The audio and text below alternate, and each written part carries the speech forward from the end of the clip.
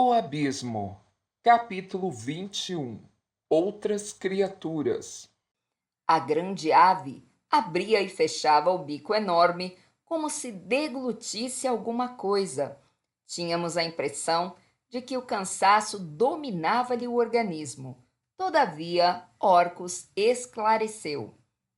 Nestas profundezas, os seres que aqui residem quase sempre sentem-se ansiados pela atmosfera asfixiante e de baixa vibração.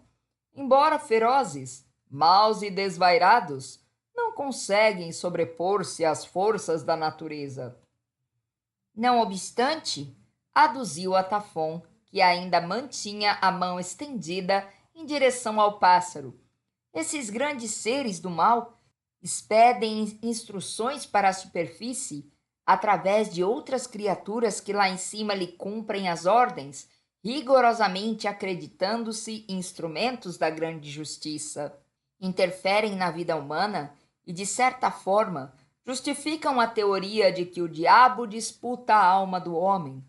De resto, em quase todas as religiões antigas, encontramos referências à luta entre o bem e o mal, desde a Babilônia até a Índia. Nas anotações relacionadas com a história de Krishna e com os estudos que falam de Vishnu e Ormus, encontraremos sempre a luta entre o bem e o mal numa perfeita constante. Espíritos de menor porte que ainda vivem na atmosfera da crosta terrestre recebem-lhe as advertências e cumprem-lhe as ordens. É lógico que, dentro do esquema divino, por efeito das leis de Deus, tudo se enquadra na justiça divina. Acontece, porém, que o que poderia ser feito com amor realiza-se simplesmente com excessiva justiça. Atafon silenciou, e nós, assombrados, notamos que de súbito o bicho abriu o bico de maneira diferente e uma voz cavernosa pareceu sair-lhe em pleno peito. Que desejais em nossos domínios, anjo do abismo? Não sabeis que nestas trevas governamos nós, os filhos dos dragões? Por que perturbai-nos o trabalho pacífico em prol da justiça do mundo? Senti-me gelar. Orcus agarrou-me mais firme no braço, como quem compreende a minha situação interior. Atafon demorou algum tempo a responder. Depois clamou com voz argentina por cima do lago. Como filhos do Cordeiro e guardião dos abismos, fazemos uma viagem de estudos e aprendizado. Compete-nos informar as esferas mais altas de que maneira está sendo aplicada a justiça nesses rincões. Nosso dever nos impõe o trabalho. Se vós aplicais a justiça, cabe a mim e aos outros guardiões fiscalizá-la. Representamos também de alguma forma a vontade de Deus nessas profundidades. O pássaro deu-nos a ideia de que estava satisfeito com a resposta. Contudo, bocejou estranhamente. Pareceu-nos que pequenas chamas saltavam-lhe da boca. Seria a luz? Após, voltou a dizer: Compreendo e acato as ordens de cima, das esferas que governam o orbe e os abismos. Respeito-o como guarda abismal, mas e essas criaturas que o acompanham?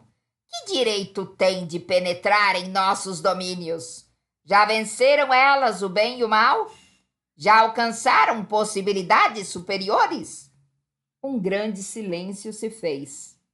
Por que então vem nos perturbar desrespeitando nossas leis? Continuou mais feroz agora, em seguida a pausa sem resposta. Atafon voltou, no entanto, sereno e humilde. Receberam ordens superiores para visitar os abismos em viagem de estudo. Foi-lhes permitido percorrer estas regiões e anotar, relacionando o trabalho da justiça, que se exerce através dos dragões, para conhecimento dos homens.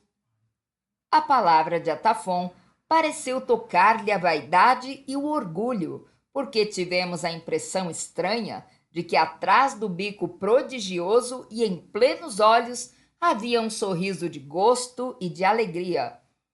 Bom, bom, se estão credenciados para contar ao mundo a obra notável que os dragões realizam no fundo da terra para a harmonia da criação, nada temos a dizer e nem faremos um gesto para impedir.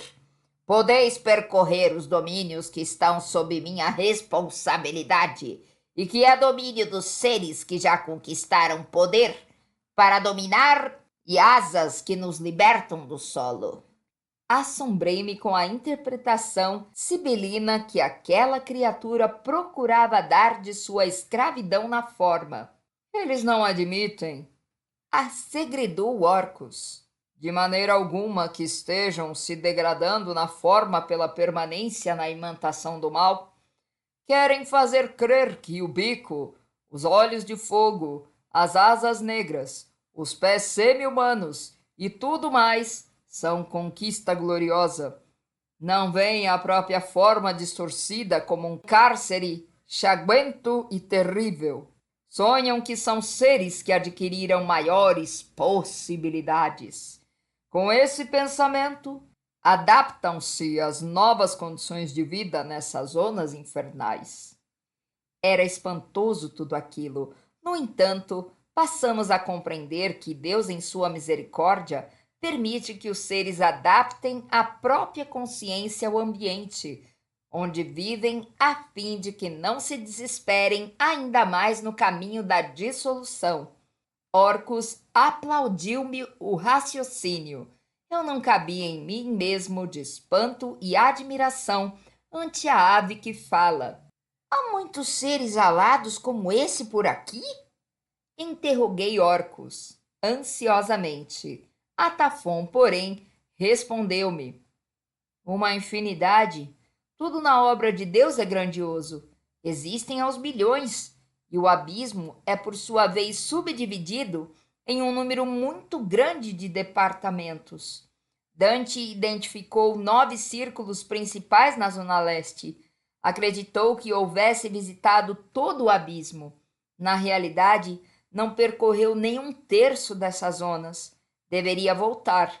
No entanto, tão grande foi a celeuma que levantou em seu tempo que as entidades superiores consideraram que o homem terrestre ainda não possuía condições espirituais para saber mais, e as suas viagens foram definitivamente encerradas. Ele, que era escritor e médium ao mesmo tempo, retornou então simplesmente à sua atividade de escritor, que exerceu até a morte, passando a escrever somente sobre coisas do mundo.